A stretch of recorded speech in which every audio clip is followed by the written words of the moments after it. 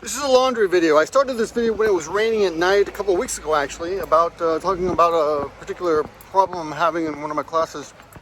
But this, after sitting on this video for a while and talking about it and thinking about it, I realized that the solution is a little more complicated than I thought, and I did find a solution. It's a laundry video, which means it's a long, meandering, kind of a visual podcast. You can walk around with me, and I promise you won't be looking at my face most of this video. Birds. And stick around till the end, you'll see the conclusion of what I've discovered, I guess. And you'll get a little insight into what it's like to teach in Japan. Hello there, everybody. It's as you can tell, it's raining. I got myself a strong zero. I like walking in the rain. I ride my bicycle every day to school except when it rains, and I ride about 40 minutes each way, so I get a lot of exercise. Despite that, and those of you who are my age or older will back me up on this, the metabolism really takes a toll on the exercise. Anyway, as I've mentioned in other videos in the past, I have a new student.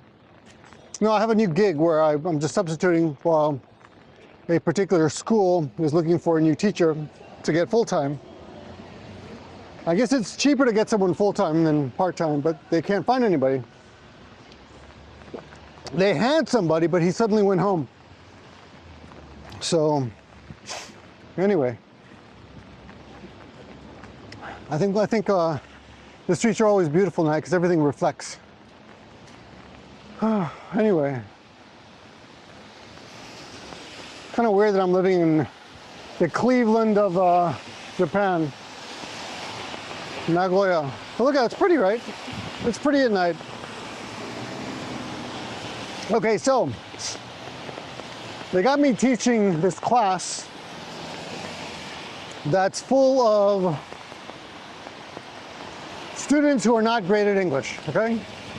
Although they're all seniors.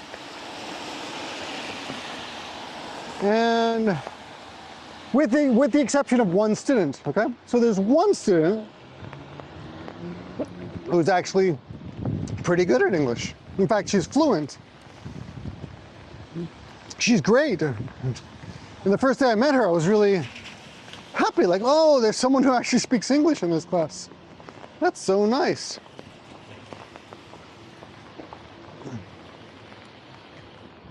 So there's some cops over there patrolling the streets on their mamachari bicycles. So the cops in Japan, you know, in America, cops have like mountain bikes and stuff. Pretty cool, I guess, you know.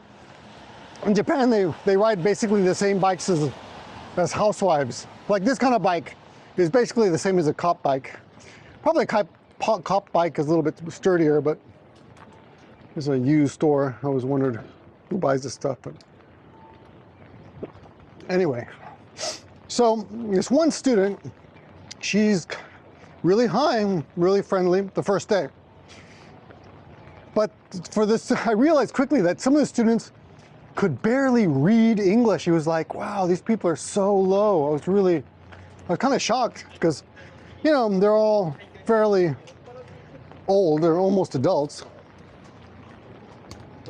And they've had, theoretically, years and years of English in school, but none of them can speak English. It's pretty bizarre. So today she comes in, and today we've got to finish up our jiko shokais, which are self-introduction sentences. Well, introduction. So what do they have to do is they have to stand up in front of the class and introduce themselves to everybody, and then other students have to ask questions. So we've done this like 2 classes already. We practiced one class, and the next class some students did it. And I asked for volunteers, and whoever volunteers gets like a little extra point that I have a notebook where I tally up who's volunteering and who's, you know, taking who's volunteering, you know, who's participating. And she doesn't participate at all when I ask for volunteers. So now the third class is here, or fourth class today. And I ask for volunteers, nobody volunteers. So I ask her, how about you? Because I figured, I know she can do it, so I figured she's gonna volunteer. No, nothing. She says, I'm not gonna do it. And I've never had a student say, I'm not gonna do it. So I'm like, oh shit, this has never happened to me before. The student has never refused to come up and just introduce herself. And there's nothing I can do about this except just make a note of it in my notebook that this student refuses to participate, right? Oh, some nice shoes. So I can't do anything about it. And then I asked the next student, how about you? And that student is emboldened by that first student. And she says, no, I'm not gonna do it either. I'm like, oh shit, I got a mutiny on my hands. And then another student, same thing. I'm not gonna do it. I'm like, oh my God. I'm right here, I'm starting to sweat. I'm like, uh-oh. Now most of the class is finished. Like, the class is like 20 students and about 12 have done it. So I've only got 8 left. But they've got to do it, right? But they're not doing it. So I've got a problem, right?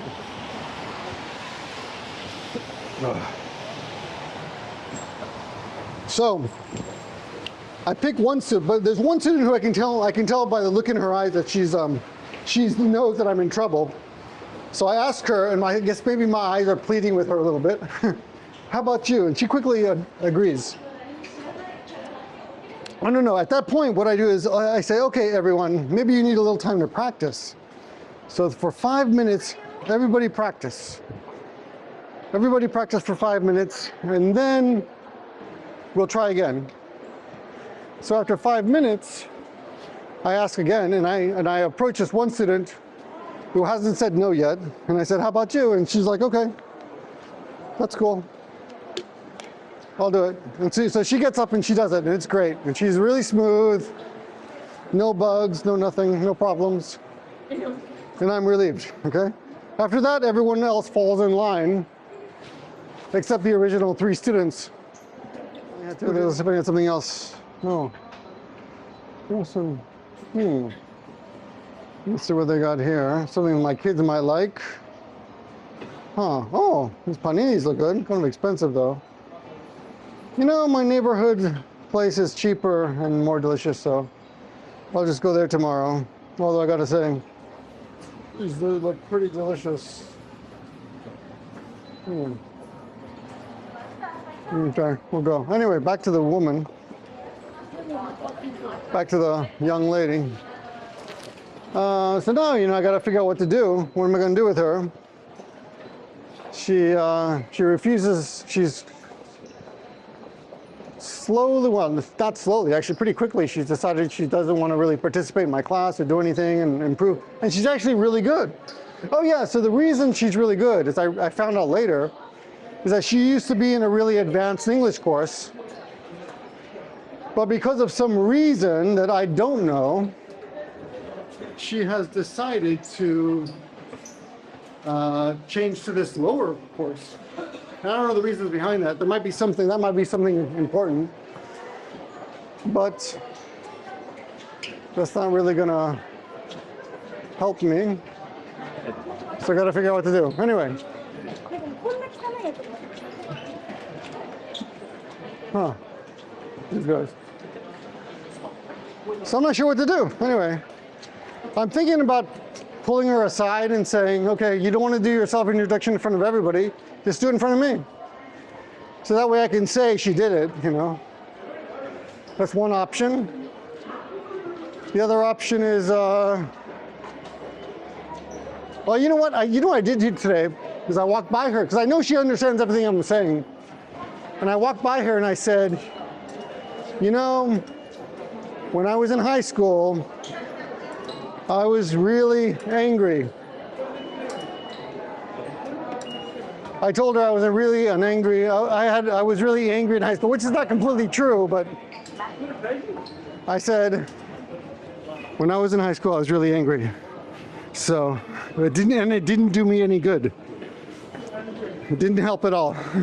I just said that to her. And you know, until that moment, she wasn't even doing her Taylor Swift matching exercise. Am I gonna bring it? Oh. I'm in. Okay, that's it. Anyway, so I gotta figure out to say shimasu.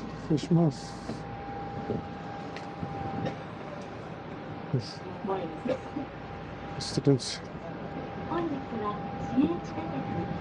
Umbrella is taking up the whole room here.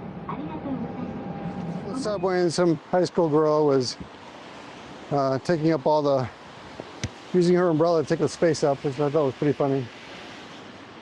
In case you're wondering, most people wear masks on subways. There was no one on my subway who did not have a mask on. I'm not judging, I'm just saying. There was one guy on my train who his nose was showing, but other than that, people are pretty respectful or conscientious, whatever you want to call it, or sheep if you want to call them.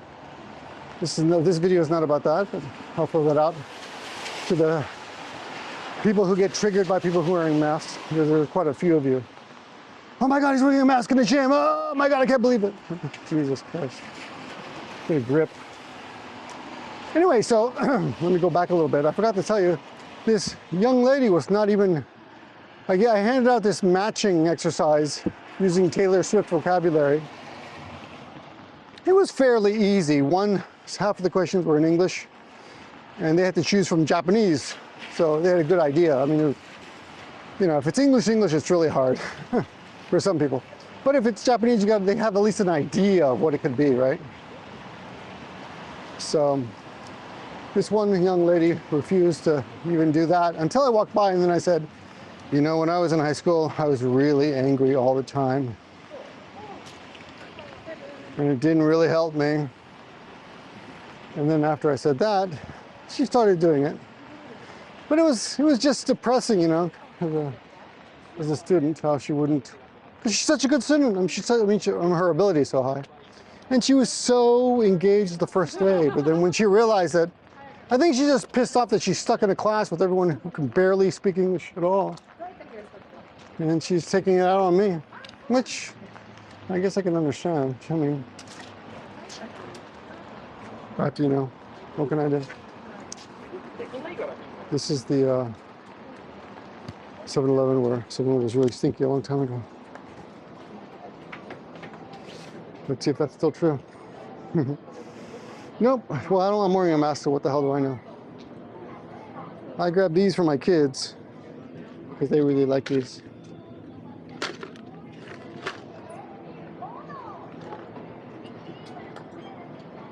Okay.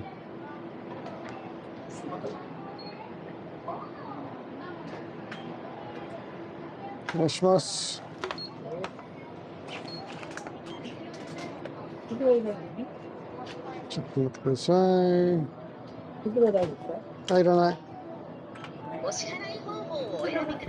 And as you can see by the end of that video, there's been no change. Rice fields, no real change. I mean, no resolution. There was no resolution at the end of that video. But I wanted to, oh, just a minute, my friend. One bad thing about shooting in my neighborhood is I keep running into people I know. Anyway, so, yeah, another rice field. Lots of rice fields. There are crawdaddies in here, or demolished that house so quickly. I don't even remember what was there now. It's always bizarre to me. Man, they demolish houses so quickly here. It's amazing. Okay, so there was a little update on that, and that was that the girl came into the classroom in between classes and spoke in very fluent English. That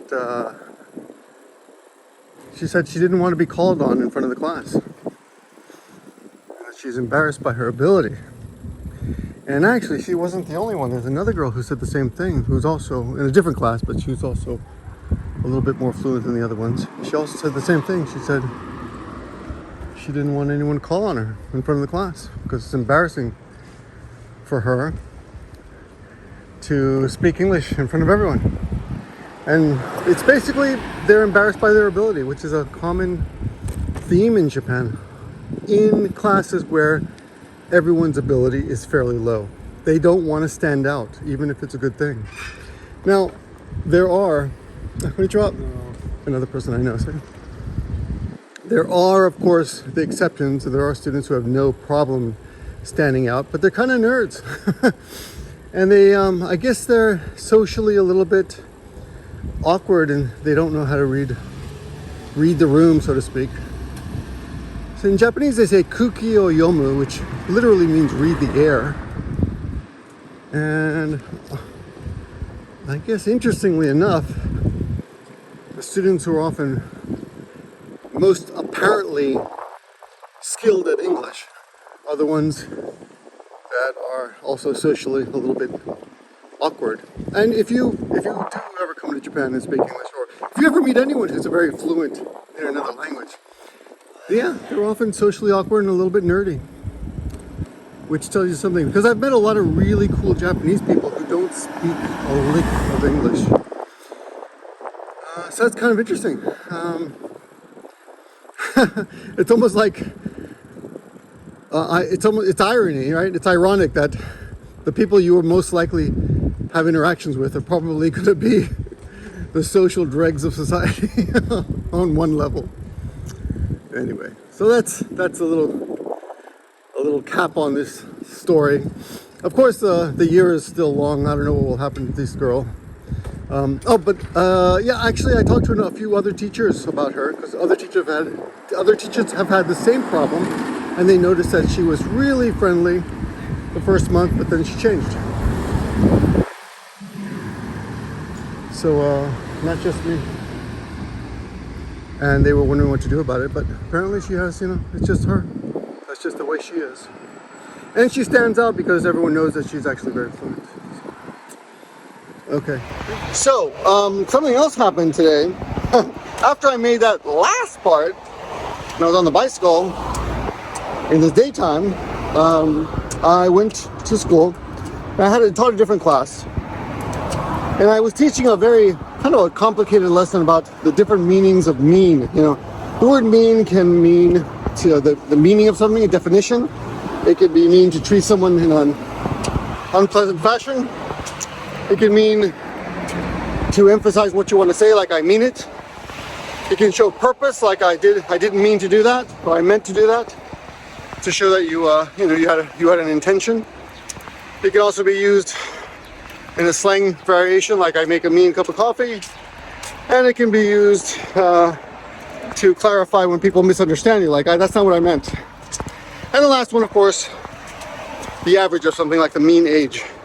So I was teaching those, and I had a whole bunch of sample sentences out on a piece of paper that I made. And the students had to try to figure out what each meaning of the word mean meant in that particular sentence. And there's one student, let's call her Sakura, who was answering all of them right. And she was fairly quiet. Now all the other students were like, how did you know that? How did you know that? How did you know that? And in the beginning of class, she was just kind of answering the questions, but kind of whispering the answers out when no one else could understand. Like some students got some of the other meanings, and I would I would give hints and act a little bit to help them understand. But then towards the end, her answers became quieter, and she almost seemed to be sulking, and she was putting her head down. And I couldn't figure out what it was for. Why she was acting that way. But then after everyone left, I said, wow, Sakura, one student who lingered around. Some of these kids kind of hang out at the end to, I don't know, be friendly or chat. And I said, how come Sakura's so good? And they said, oh, she used to live in America. Right? But I realized that as she kept answering all the questions, she became shyer and shyer. And that my attempt to praise her and to encourage her were actually getting the reverse effect. You know, it was basically a reverse psychology without me knowing it, you know. I guess that's not reverse psychology. But actually my praise and my congratulations, yeah, great job, good job today. She didn't like that, and it made her kind of close up. So here's the irony. If you're teaching in Japan and you come across really, should we say, maybe not even gifted students, but students who are obviously better or superior than the other students, it's not always a good idea to praise them. Maybe just talk to them, and maybe acknowledge their superiority or whatever by just talking to them, and letting the ability to communicate with you smoothly be the reward. Because praising them and saying, hey, great job today, that does not help. And that's what I learned.